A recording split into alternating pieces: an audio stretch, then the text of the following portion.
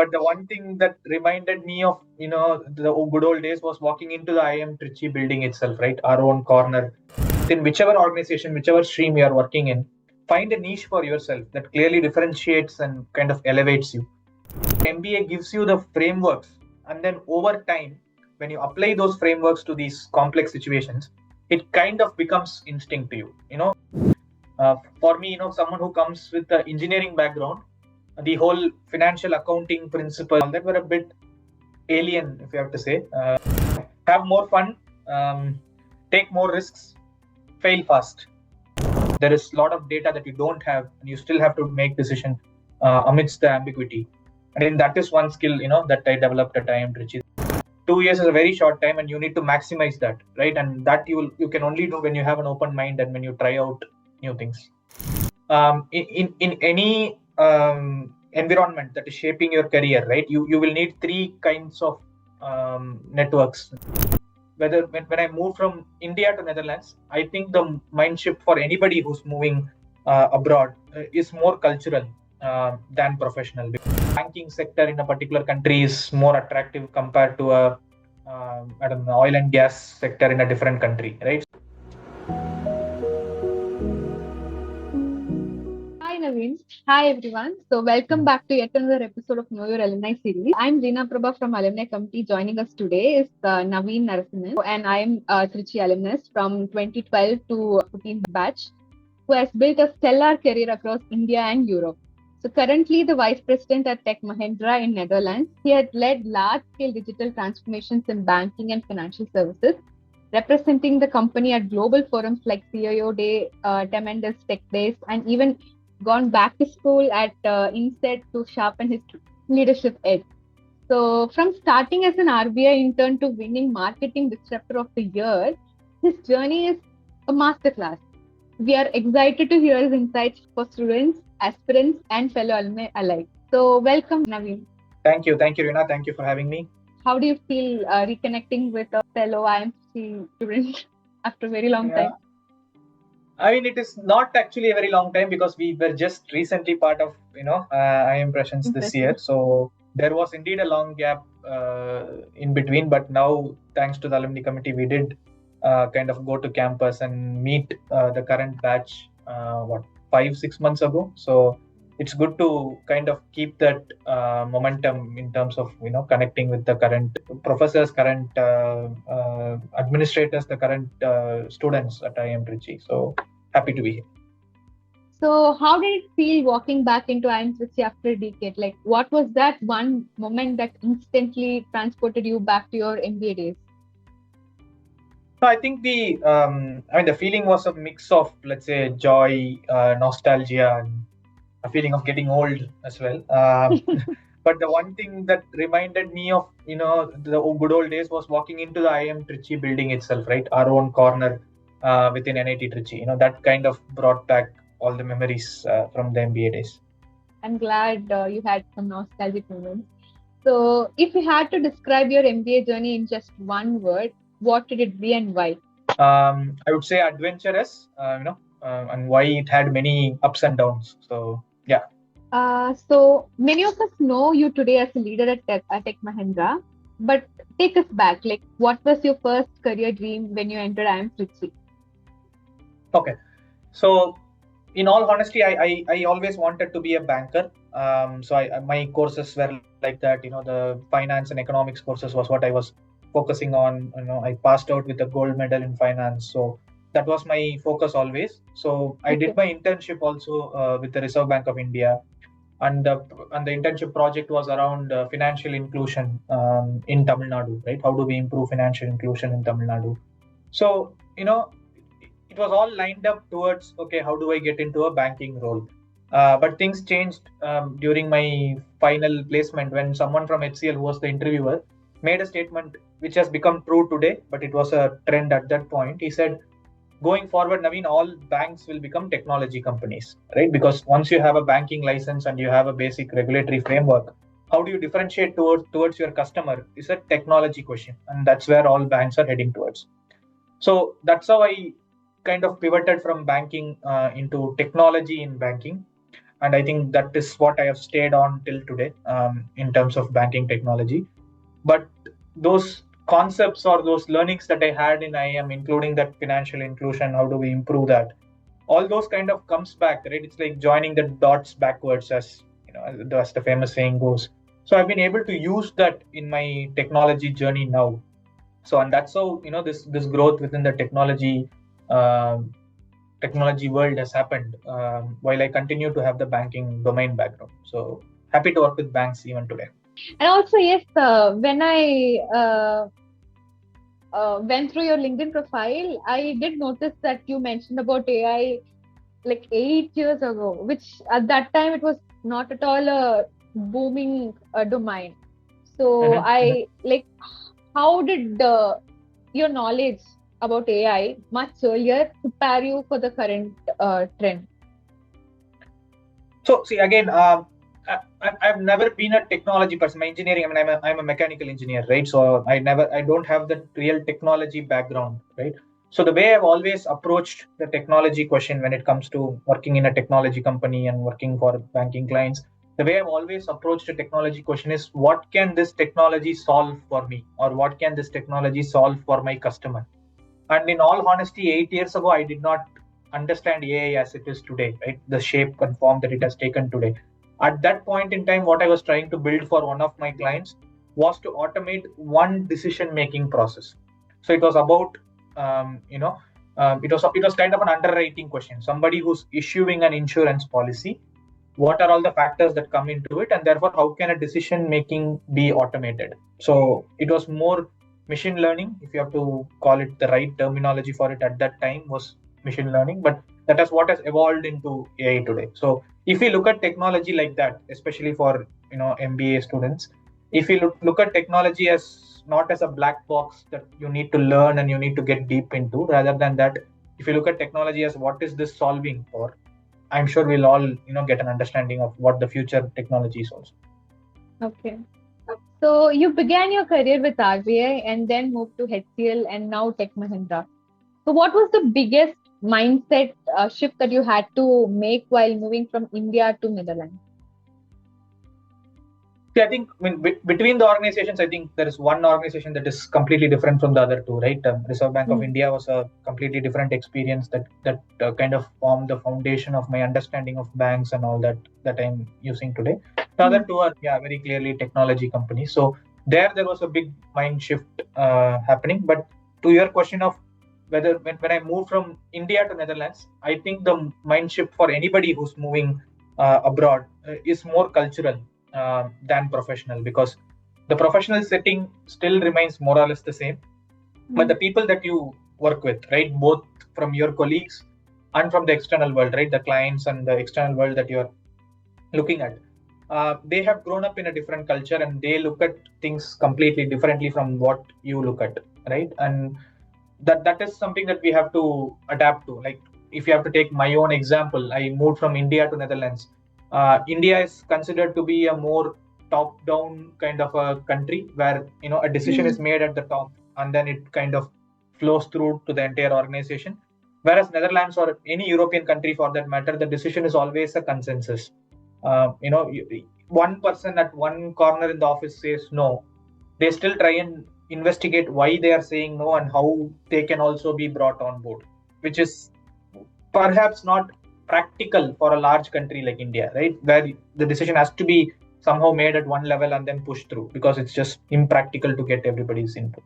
Whereas Europe is on this side of it. So that cultural shift is more important, and understanding where you are heading to. If you want to move abroad, first understand the place that you're heading to, right? And then you can look at the hard factors in terms of what certification should I do, what is the technology landscape there, what are openings available in that market. All those are a secondary, I mean, I wouldn't say secondary, all those are a second step maybe, but the first step is to understand the place, understand the culture, understand the ways of working, and then plan accordingly. Okay. So settling up abroad is a dream for many MBA students. So what should the students or the aspirants realistically prepare for if they want to build a career overseas? Again, I mean, given what is happening globally and what the strong position that India is holding today in the global market, I might actually still aspire to build and grow in India. But if going abroad is indeed the goal, then I would say, like I said, understand the organizations there, understand. So each country has its own speciality or niche, right? Some countries are the banking sector in a particular country is more attractive compared to a I don't know, oil and gas sector in a different country, right? So you should not look at the country as the end goal or the Europe as an end goal as an example. You should look at your domain, what you are good at, and build your niche on that, right? Become one of the top voices in that area, right? Become a niche, create a niche for yourself, and make sure that you are heard, as in you are seen as an expert in that area, right? And therefore then the organization cannot, any organization that you work for cannot look beyond you if they are looking at someone for that particular role, right? So those are the three things that I would say, right? Decide which country slash industry that you are looking for, build up your niche on that by researching, by reading, by understanding that domain. And three, make sure that niche that you have built is socialized to the world, that people see you as the expert in that space. So if you have these three things, I think the opportunity will automatically fall in place. Okay. So winning market disruptor of the year is pretty huge. So what does being a disruptor really mean to you in business? I think disruptor is I mean, at the core of it, I know disruption is a very big word that we use in the business terminology, but at the core of disruption, I think is just looking at things from a different perspective. This award was a result of that. I went from just looking at from my current ways of working or my current focus areas and looked at it from a different perspective, and that's what led to this. Okay. So when we reached out to you for the alumni course, you said that MBA gave framework, experience turned them into instincts. Like, can you give us an example where this instinct guided you better than analysis? Okay. No, I wouldn't say instincts, guides you better than analysis, right? What I meant was that when you tend to look at some complex problems or some complex situations, right, in your working career, when you apply, first principles, when you apply basic frameworks to it, things suddenly tend to make sense, right? So that's where, I said that the MBA gives you the frameworks, and then over time, when you apply those frameworks to these complex situations, it kind of becomes instinct to you. You are subconsciously already applying these frameworks. You have these frameworks in your head, and then when there is a complex situation, you can simplify it using these frameworks. Any real life examples? See, many things. Like, I was recently looking at a few valuation kind of a scenario, and if a particular organization is worth something or not, right? And we had to make a decision very quickly. So there are multiple frameworks, complex Excel sheets that you can get into and then try to evaluate a company. But you can also look at simple first principles and frameworks, right? So a simple SWOT with a simple PE ratio, saying, okay, for this amount of risk, is this the payment that is commensurate? So such simple frameworks always help you, and it came to me instinctively. I was not trying to go and work on a project per se. It was a quick decision that had to be made, and I was able to make it. Okay. So looking back, what was the subject that really gave you sleepless nights at IIM Trichy, and how did you push through? I wouldn't say there's any subject that gave me sleepless nights per se. For me, someone who comes with the engineering background, the whole financial accounting principles, or the left side matching right side principles and all that were a bit alien, if you have to say, for me to catch up to. But I can't remember any subject that really gave sleepless nights. Okay, so what's your favorite finance professor from IIM Trichy? Gopal sir, I mean, there's no doubt on that. Was there a professor whose teaching still influences you, like how you led and make decisions today? We spoke about this in one of the previous questions, like applying frameworks or thinking in a structured manner and approaching a problem in a structured manner, breaking it down and getting to the solution. I think Professor Godwin's teaching is in that mold, and that's why I think those teaching from him still impacts my decision making. All right.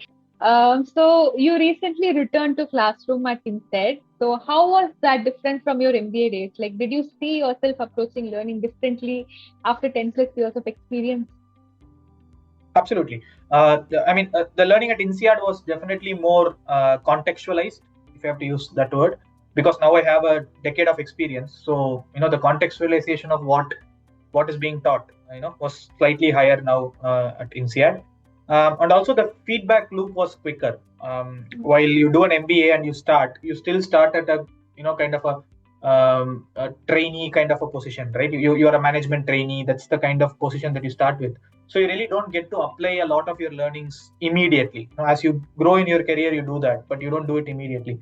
Whereas when you do a course like this after 10 years, a short refresher kind of a course, it helps you with the feedback loop very quickly. So I was able to apply a lot of what I learned at INSEAD almost instantly. So what's that one thing that you wish you had done more of during your MBA days that today's students should definitely not miss out? Okay. Have more fun, take more risks, fail fast. You know, that's probably you can afford to do all these things now. Yeah. So MBA students often debate between specialization versus generalization. So based on your journey, what's your advice? No, I'm clearly on the generalization camp. And in fact, one of my favorite books that I would probably recommend to any MBA student is Range by David Epstein. The book Range clearly tells you where the world is moving and why a generalization approach is probably the right way to go. Okay. So what's that one skill you developed at IIM Trichy that you still use almost every day in your role as CP? I would say decision making amidst ambiguity, or when multiple points of view are there and multiple things have to be considered, and it is not a straightforward, one way kind of a decision, right? There are multiple things that you have to consider. There is a lot of data that you don't have, and you still have to make decision amidst the ambiguity. And then that is one skill, that I developed at IIM Trichy that I'm still using. Okay. So many aspirants actually focus only on CAT scores. What do you think actually sets someone apart once they step inside an IIM? Okay, so once CAT is behind you, and once you're any MBA for that matter, not just CAT, any MBA, once you are in, I think your mindedness, and your appetite to try new things, outside of your comfort zone. That is what matters, because 2 years is a very short time, right? In the grand scheme of things, 2 years is a very short time, and you need to maximize that, right? And that you can only do when you have an open mind and when you try out new things. Okay. So you've worked across banking, IT, and fintech. So what are the top three skills a future leader should build if they want to thrive in these industries? I would say 2 hard skills and let's say 1 soft skill. The hard skills being a clear understanding of the banking domain, because it's not a very difficult domain to understand, right? Once you understand economics and once you understand regulations, I think those are 2 key pillars. You can understand the banking domain, right? So the domain understanding is very important. The second one is understanding what a technology can solve. I'm not asking, and it's not fair for MBAs to be experts in a particular technology or understand the nitty-gritties of how a technology works, but you should understand what the technology is trying to solve, right? So that is something, what is it solving for? So those 2 understandings, hard skills in terms of the domain and the what solution a technology can give. And in terms of a soft skill, I would say simple and precise articulation of whatever you're thinking, right? Simply and precisely articulate that. Then I think, you can survive in these industries. Okay. Students often hear about networking, but don't always know what it truly means. How did building meaningful networks shape your career? No, networking is important. I mean, again, maybe I can say what it truly means is, if I have to put it in my context, right? In any environment that is shaping your career, right? You will need 3 kinds of networks, right? You will need a sponsor network, as in you will need someone senior, someone who has done this, someone who has understood this industry and someone like that to support you, right? In the students case, it is probably the teachers today, right? But the professors today. But when you move to a corporate setting, it is the senior management sponsor who's your mentor, right? So you need that kind of a network. You need someone whom you can tap into. The second is you need a trusted team. You have nobody can work alone, right? So you have to find a team that works well together, and you can achieve things together. And the third kind of network that you always need is external, right? So this is your internal network. You will always need an external network, like clients or technology partners or advisors or anybody in the market who's out there. So we should always build and focus on these three networks, and then only you can move forward in your career. Okay. Okay.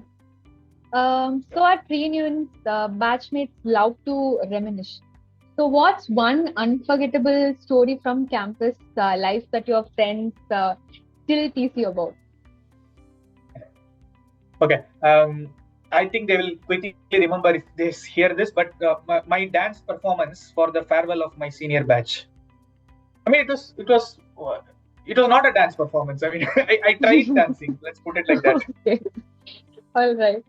So if you had to pitch IIM Trichy to an MBA aspirant in just one sentence, how would you describe its spirit? Okay.